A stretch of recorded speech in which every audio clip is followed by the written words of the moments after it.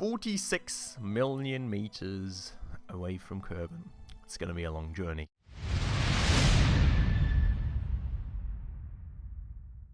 Alright everybody, hello and welcome back to another episode on Kerbal Space Program then. With me, Spacefish, and welcome back to our tracking center with this beautiful little look that we have got going on off Kerbal. We have, in the last episode, if you'll remember, been taking care of getting a rocket all the way over to Minmus to do a little bit of a slingshot past our icy little moon off Kerbal. And, well, upon completion of this, the capsule is now headed happily back on its way to Kerbal in order to go get the astronauts home, get tons and tons of scientific data home that we have collected on the way as well, and most crucially get our next contract completed that we do have right here, which means that hopefully upon completion of that contract we will get even more interesting ones, eventually prompting us to land on this beautiful icy little planet. So very much looking forward to that, and that should hopefully be quite fun. For today though, the goal is for the time being to go and get Jeb and Bob home, hopefully nice and safe, fingers crossed on that. You know, first and foremost, let me check that we actually have a heat shield on. We did kind of not always have heat shields on our rockets, if you'll remember, so, you know, there have been incidents before. That luckily never ended in any Kerbals losing their life, but we did come awfully close a few times, so of course, you know, it's Kerbal Space Program. Mistakes happen. You do need to have a look back every now and again.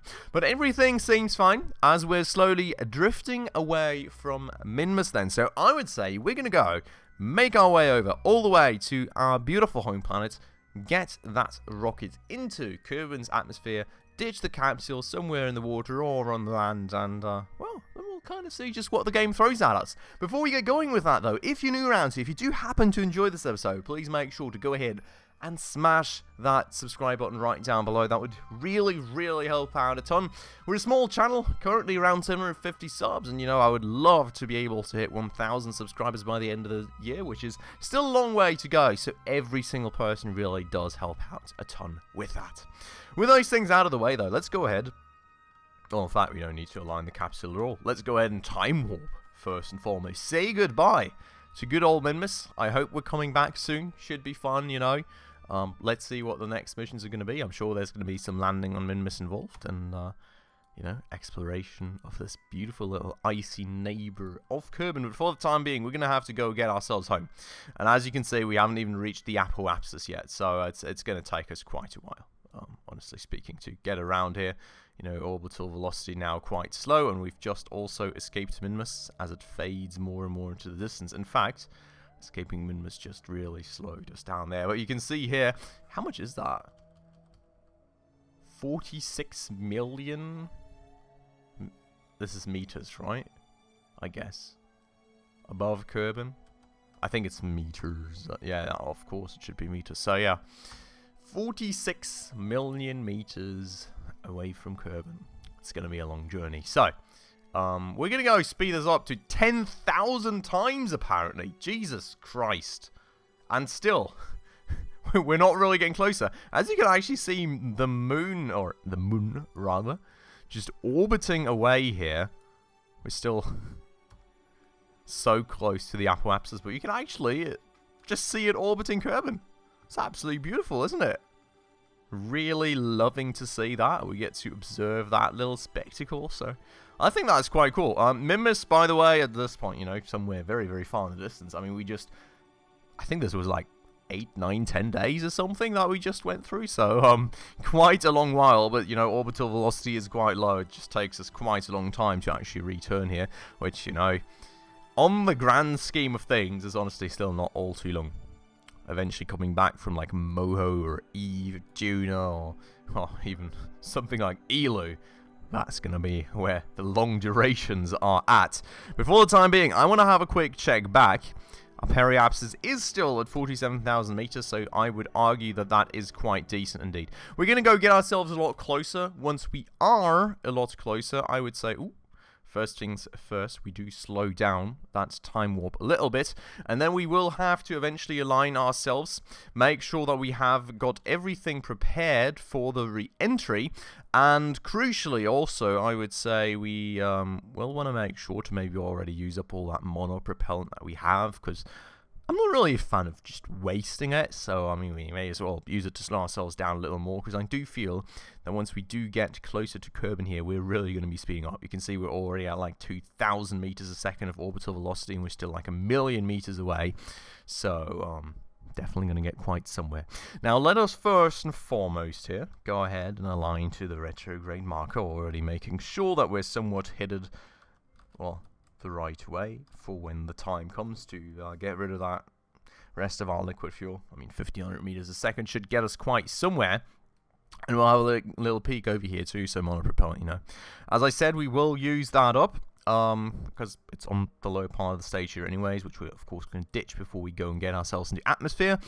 Then we do have all these. I'm just going to check through our scientific instruments one last time, making sure that we do have all of the experiments collected, which indeed we seem to have them. They're all in here, which I'm going to make sure to safeguard that a little bit with our capsule, and we do re-enter as usual, but that should be quite fine. So I would say that sounds to me like we're pretty much done with pre-re-entry checks rather. We do have to make sure not to actually accidentally stage the rocket instead of you know, spooling up the engines. Not like I've already done that on this trip previously accidentally, you know. So do want to make sure that doesn't happen to us again, but otherwise we are going to go get ourselves closer here, I would say. And I'm just going to get us to around this altitude. I mean, 160,000 is already rather close, considering that we're going 3,000 meters a second in speed. So I would say we will just quickly align ourselves here, get the RCS going, and then absolutely not see where we're headed. Okay, so this is kind of slowing us down. You can see it's not really slowing us down, but we're just gonna use up the monopropellant like that.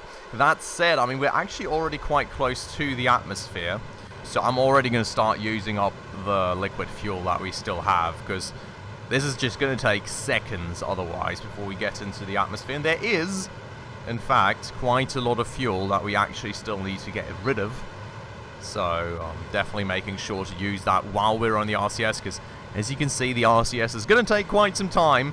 It's also not really that efficient at slowing us down at the same time. You know, we're still picking up speed. We were just at 3,200 meters a second, had 1,500 meters a second of delta V in our engine, and now that delta V is gone and we're at 1,600 meters a second. So we even picked up a lot more speed during this time just now. But I'm going to make sure to go ahead and use up all of that RCS. In fact, may be worth double checking, but yeah, so as you can see, you know, the orbit is closed in.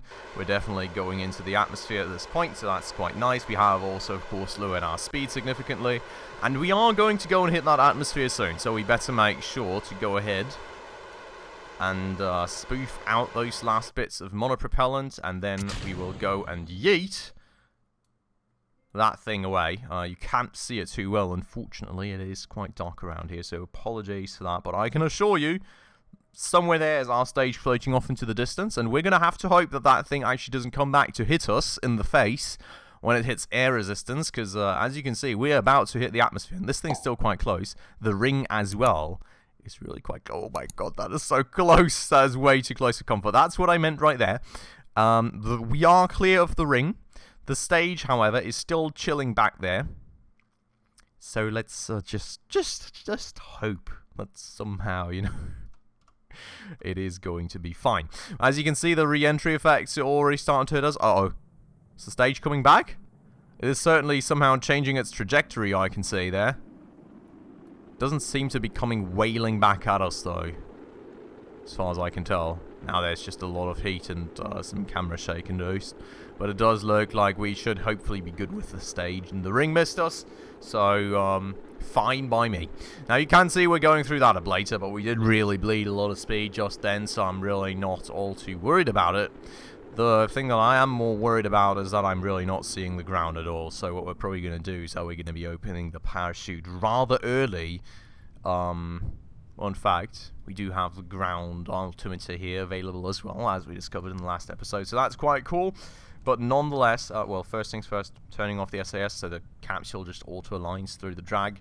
But nonetheless, you know, I've got no clue. There could be a mountain coming up any second, and that ground altitude is suddenly just going to jump to 6,000, and before we know it, we're in the mountains. So we're going to go and open this chute already, and that way, you know, it should be opening quite reliably with the ground altitude. What we're also going to do, given that the heat is now gone, going to yoink that heat shield off, or not. Just, you know, so it doesn't explode under us again, which was quite a scary incident. Well, was quite a scary set of incidents. I think we had it happen multiple times to us, because we didn't have any clue that we can actually jettison the thing. But yeah, so definitely going to be something that we do here. Now, that said, if you can see it in the darkness, I'm just slightly able to see it now. We are apparently above water, so no mountains or something to fly into. That's nice. Sorry. My voice is still, unfortunately, a bit burdened by the aftermath of COVID. But now then that the parachute opens, the heat shield is going to yeet off into the distance. Farewell, good friend. You have served us well. Thank you very much. There it goes, right into the water. And we're just going to speed up a tad bit. I mean, the parachute has opened, so we're just going to make sure that we get ourselves a little bit closer to the water surface. And then don't overdo it. Nice and slow. You do want to make sure that ideally that time warp is back to 1 when you do hit the water to not anger any Kerbal Space Program physics krakens. And there we go. That's touchdown. Absolutely beautiful. Let's recover the vessel. Get ourselves back to Kerbal Space Center with all our astronauts, Kerbalnauts rather, safe and sound and happy. And most importantly, with all that research data and a completed contract in the bag. Look at that. Absolutely beautiful. If you remember the last time around, we did actually make sure to upgrade our research facility all the way, so we've got no science cap remaining. Now we earned 292 science from that flight just now, bringing our grand total to nearly 800 units of science. So that should really afford us some quite cool research now, which, well, I'm hoping that we're getting a new cool contract that'll also kind of justify having that science, using it for something that we kind of need it for. So, fingers crossed right there. Also, earned a good 300k or something, I would say. I think before I started the episode, I looked at the money, and it was like 500, 550 or something. So, good bunch of money earned. Very nice. Making good progress. Parts-wise, you know, getting a tad bit of money back from parts, of course. And we got some XP. Bob Kerman, advanced to level 2. I think that is quite cool. We will have a quick look at the astronaut complex, because I do want to check out what a level 2 scientist does for us. So as you can see, we get even more science return now if we take him on missions, which is glorious. Can never have enough of that, you know, cool new parts and all. Resource converter and drill efficiency. So the whole resource conversion drill thing, I've got no clue how that works. Interesting stuff. We will definitely check that out at some point. But he does apparently give us some bonuses on that. No, wait. Did I look at the... Oh, yeah, I skipped to the wrong guy. So that's the engineer. But then, well, because... No, is 1 star the base? Or do they start at 0? I do not actually recall it. But in any case, so reset experience, we had that before. Run experiments from EVA. Did we have that before? I didn't actually know that was possible. I didn't need to run them all from inside the rocket and then get him out. I could have also done it the other one. But it's fine, you know, one way or another works. Science generation rate of 45%. I'm not quite sure what that means, to be honest. And then we've got his log. 4 orbits around Minmus already. Jesus Christ. Bob has been busy. Wow. Plant flag on the moon 5? No, there's something is wrong there in the counter. We've only planted 1 flag on the moon, haven't we? What do you mean 5? Maybe that's from other save files? No, that can't be, right? I've got no idea in the world. In any case, let's move on. Let's go ahead, get ourselves to mission control, because I do want to know what is now available for us. Explore Minmus, as I was hoping. Ah, that is glorious. So, We have enough data on Minmus to attempt a landing. Oh, we could stage one. It's up to you. So, the grand goal is going to be landing on Minmus, which is absolutely glorious. We're going to be able to take ground samples and, you know, get all kinds of tons of scientific data, get the Kerbalnauts over there, get some awesome achievements for the program. Absolutely taking that. We do have a potentially complementary thing here. We want you to send us science data from the surface of Minmus. Transmit or recover from this. Okay. I mean, we're doing that anyways, right? So we can do that. We've got 12 years for that, so I would say that's quite doable. So that's quite nice. You know, happily taking that along. Yeah, I'm not a fan, to be honest, of most of the side contracts, because sometimes, you know, it just really doesn't fit well into the mission. Sometimes it doesn't really work out. I need to hold specific speeds and stuff, which could otherwise jeopardize my already quite complex mission, you know. But, you know, cases like these where it's like, oh, I'm already going to Minmus, I may as well take that thing with me, you know. Not going to say no to that. So, there's the plan. Oh, we do technically need to finish some of these side contracts eventually as well, because, well, we do, in fact, have quite the penalties in some of these. I mean, the deadlines are still quite far out on most of them. And this thing here, for example, you know, 5,000 bucks is like minimal. But this one here, for example, I think we should kind of target doing that, because 52,000 a failure?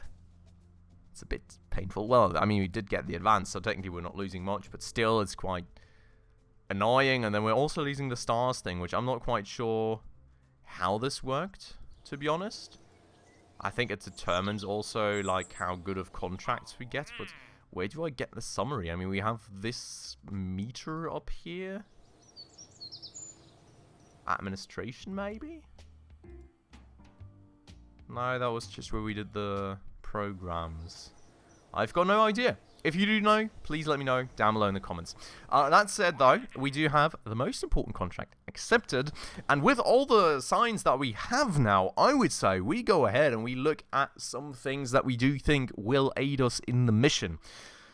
Because in this case, you know, I would actually like you to make sure we've got some additional stuff. And, I mean, 800 science should get us quite a bit of the way there. So, what do we have? We've got propulsion and stuff first and foremost, but these are like the mini things, I think. So it's more for like satellites and small stuff. I'm not too sure about that. Heavier rocketry is quite intriguing, I do have to say. What else do we have? Large volume containment. Seems like tanks, adapters, some decouplers. Not terrible, not great. Specialized construction is a... oh, docking ports. We do want those eventually when we get to building like space stations and stuff. That would be quite cool. But it's not something that we want urgently. You know, same thing with the actuators. Not something we want urgently, I would say. What is behind that? Inflatable airlock? That's quite cool. Didn't know that was a thing. Composites. Yeah, so I mean, most of these things, I would say, currently not too intrigued by this. Would be great to have for a space station, but, you know, someday. High-performance fuel systems. So that's just more fuel tank options. Okay, so this is basically fuel tank options that we have. Then we have heavier rocketry, which gives us, like, well, bigger engines. Some solid fuel boosters. Even bigger engines here. Then we get nuclear propulsion there, which is quite intriguing as well, definitely. Aerodynamics, that's more for like airplane parts and stuff, so I would say that tree we ditch for the time being. We're not really doing much with like airplanes, space shuttles, you know. Yeah, so not too interesting at the moment. Advanced landing, this one we want. This one we definitely want, because this one, like this landing strut, is so much better than whatever thing we used to use. I think... well, in fact, is it? Which ones did we used to use? I do have the feeling we had like some teeny tiny ones, no? We'll take a look at the lander in a second, and also these ones, because I'm not sure about the difference between the LT1s and the LT2s, but I think the LT2s are basically the same thing, just bigger and beefier and able to, well, in fact, you can see probably in the mass and everything, right? 12 meters a second impact, 50 Gs, 0.0, yeah, so it's double the mass, same tolerances. So I think it's just bigger in general. But that's helpful, you know, also for stability when landing. Our landers are already quite big, I would say, so it would be quite helpful, I feel. Definitely something to look at. We do need some sort of boost here in terms of engines and stuff, so we will analyze that a little more in detail in a second, because I think either more efficiency or more fuel would be quite nice to have, to be quite honest. You know, considering that last time around we came back with 1500 meters a second of fuel, which if you consider now we've got to actually in fact close, well, we did close in the orbit, did we? No, we have to close in the orbit now, and we have to go down to the surface and back up, get the orbit going again, and then boost it all the way back. You know, 1500 meters a second may be a bit close, so we do want some more, maybe some cool lander engines and something. Command modules I think is quite interesting, because that would, like, this thing here would allow us to finally take 3 Kerbalnauts with us, which would already be quite cool. The other option we then have is also the Lunar Excursion module, which is a cool lander, so, you know, not saying no to that. So this, I would say, is something that, and then, you know, something up there maybe. Space exploration. EVA repair kit. Suffered unplanned. Allow interpret Kerbals to effect repairs on broken parts that may have suffered unplanned disassembly. That is glorious. So yeah, some storage units and stuff, and like an EVA repair kit, a work lamp. That's quite cute. Oh yeah, this experiment control station. I think there's like some experiment stuff that may be behind this. Some scanning arms, so yeah, maybe some science stuff would be quite cool. This also, I mean, it's a ladder. We don't have to yeet Kerbals off our rockets anymore in that case, so that could be quite good. And here we have some experiments kits, some monitors and stuff, which I've got no clue how they work, but I feel it would be quite good to have. Precision engineering. There's more. There's more stations for experiments in here. So yeah. It's quite cool, in fact. And then we do have the advanced electronics. Not sure we need those too terribly just yet. Even though it's cool, but I'm not sure we need those too badly just yet, to be honest. Okay, so I would say, first and foremost, let's go ahead and have a quick peek at the landing gear and our old lander, so we kind of have an idea what we're starting out with, right? And then we can kind of just analyze what we want more, what we want less. I think it was the Lunar Magic Mark III that was our lander, right? Yeah. Yeah, I mean, honestly. Can I just hit L for all of them to extend? No. Can I somehow... Gear.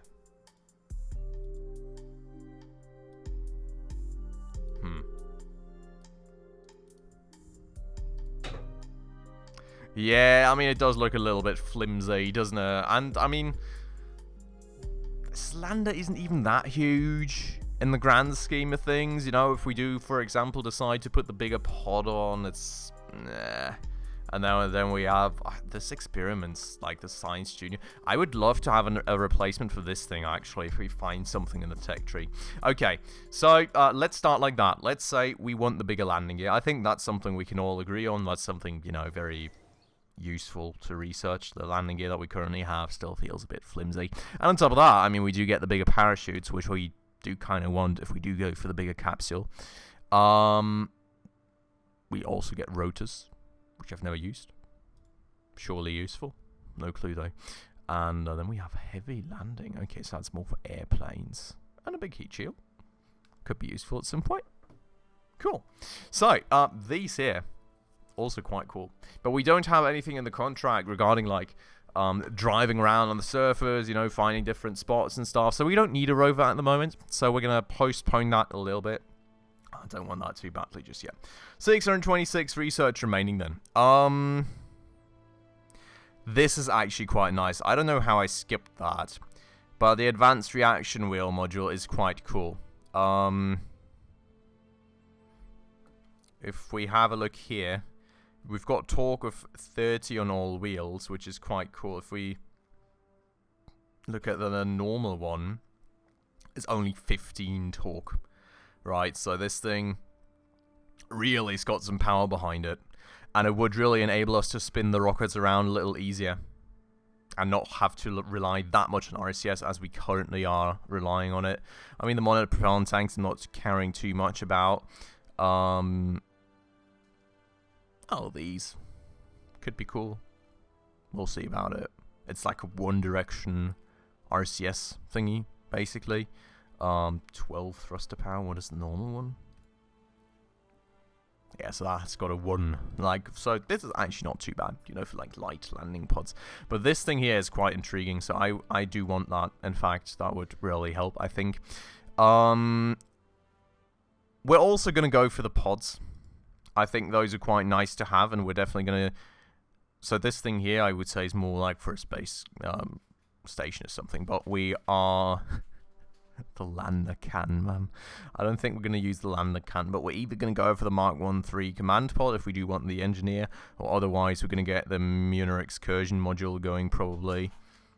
In that case, maybe that thing needs to be docked, though, to a main stage. So we'll see. We'll see when we get to the construction of the rocket, I would say. But yeah, so that's the plan. We'll definitely keep that. Then we've got 306 units of science remaining, so it is only one more research that we can go for. And the question is, which one do we want?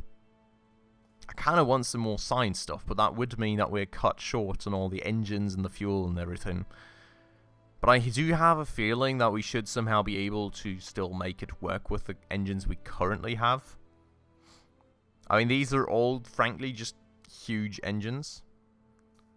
It doesn't look like there's anything that would really benefit us in terms of lander engines.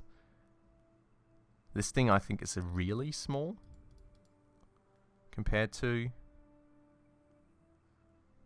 Which ones are we using here?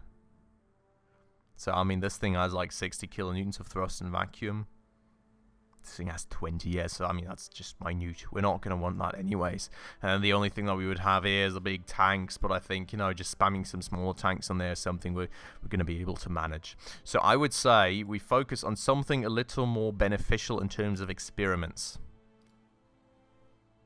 The question is, do we need this thing in order to get the experiments going? Oh, in fact, this is only 90. This is also only 90, so we could get both of these. This keeps the delicate equipment our astronauts need to bring with them safely stored. So I guess that's what we put the equipment in, right? So we kind of need that. Or like the storage container. 18 inventory slots.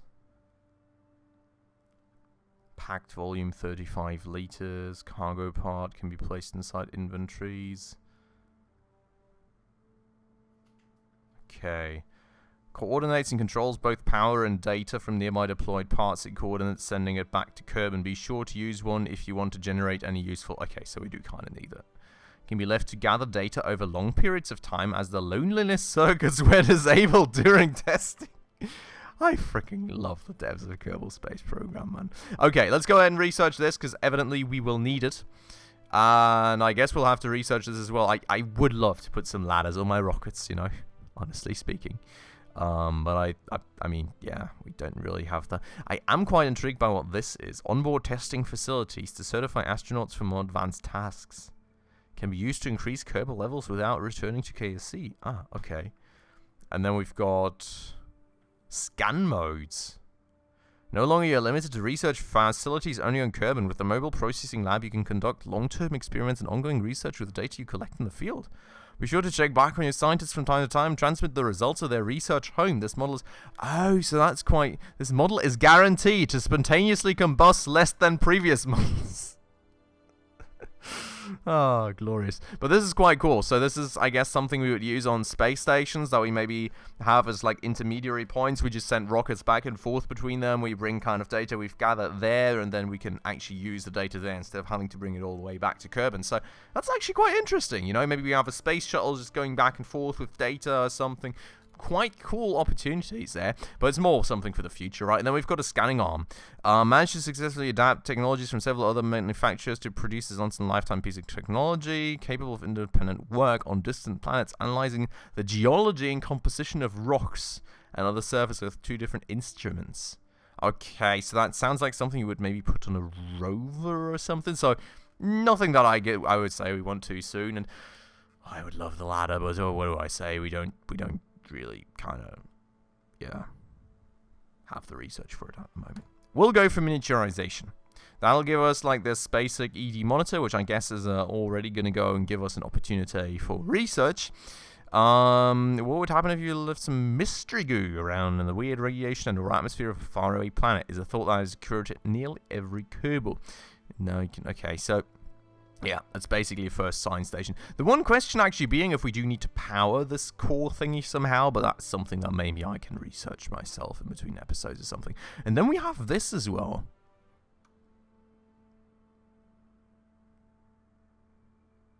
I don't know. Extra experiments. I hope that means extra science and not just like replacing some other tool that we have, but there's only one way to find out. And on top of that, we do get the docking port, which may in the end be end up being quite valuable for the little, if we want to use the little lander pod that we have. So, we're going to go research that, and with that then, we only have 130 units of science remaining, which I would say we're going to go and save up for when we need those for our next set of missions. But quite happy with that. I think we've got a solid package like this. We will go back in the next episode, I would say, and start designing the rocket. I'll try and do some research in between episodes, especially on how we do power these external scientific instruments. If you do, of course, have any inputs on how to use them and how to power them, any experiences you have with them, please feel free to leave it down below in the comments. Always helps out a ton. But otherwise, I'm going to try and research a little bit on that and also on the different modules that we can use.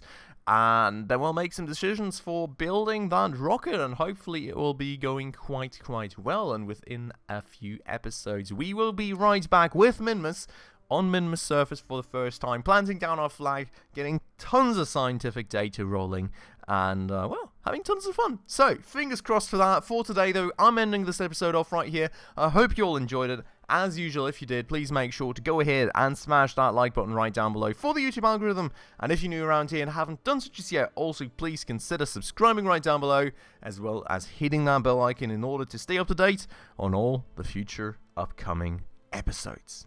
With all those things out of the way, though, as usual, everyone, thank you so much for watching, and I hope I'll catch you in the next episode very soon. Ciao.